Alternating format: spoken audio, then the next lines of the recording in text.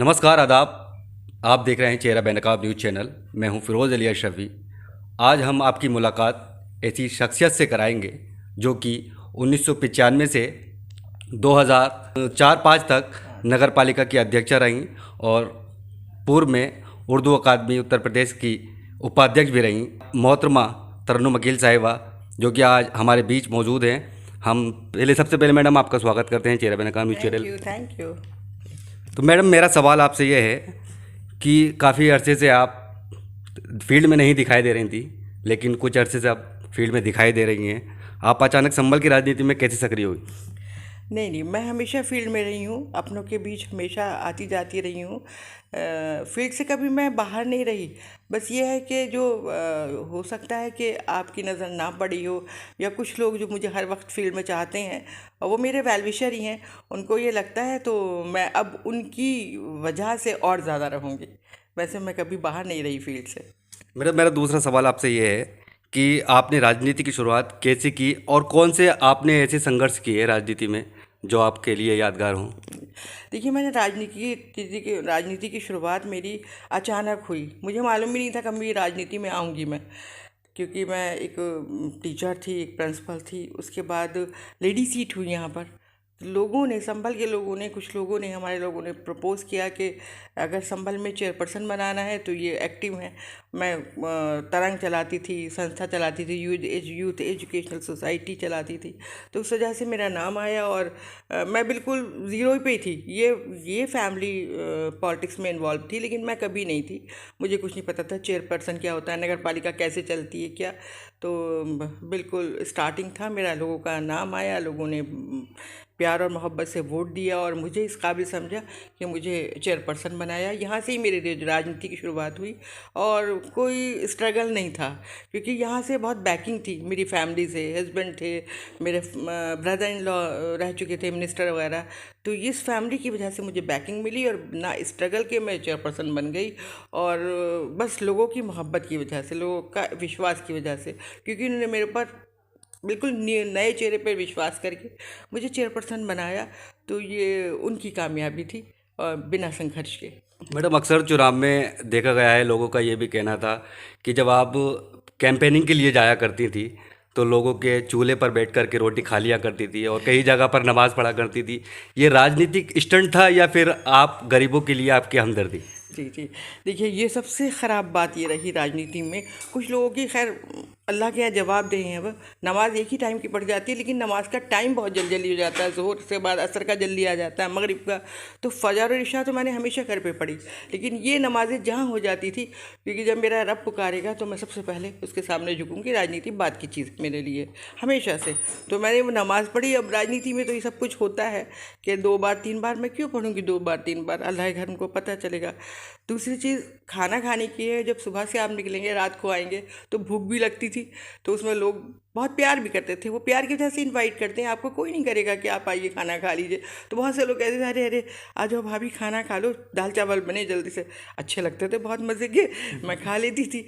और कभी कभी मेरे ऐसे मिलने वाले होते थे, चूल्हे पर रोटी बननी, बड़े जो गैस में होता है वो मज़ा नहीं होता। तो वो कहते थे यहीं पे, तो वहीं बैठ के मैं खाना खा लेती थी। मुझे बड़ा मज़ा आता था उस खाने में। अभी भी मैं करती हूँ। अब मैं कोई चुनाव नहीं लड़ रही हूँ, लेकिन मेरा अभी भी जब मैं बाहर निकलती हूँ, अब आपके घर जाऊँ और भूख लग रही हो, तो मैं बिल्कुल आराम से खा लूँगी, जबकि मुझे चुनाव नहीं लड़ना होगा। तो ये कुछ आदतें ऐसी होती हैं। मैंने बताया ना, पॉलिटिक्स में पहले से नहीं थी, जो मुझे कुछ उसके वो करने हो। मुझे जो मैं थी वो लोगों के सामने, और लोगों को वो पसंद था, और मेरी अपनी नेचर है वो। क्या इस बार आप विधानसभा का चुनाव लड़ेंगी असपोली या फिर संभल से?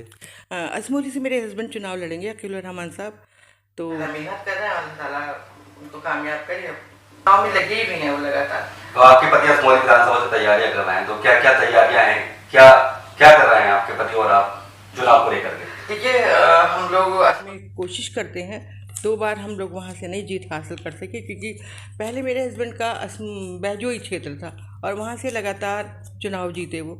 समीकरण बहुत टफ थे वहाँ पर, तब जीते।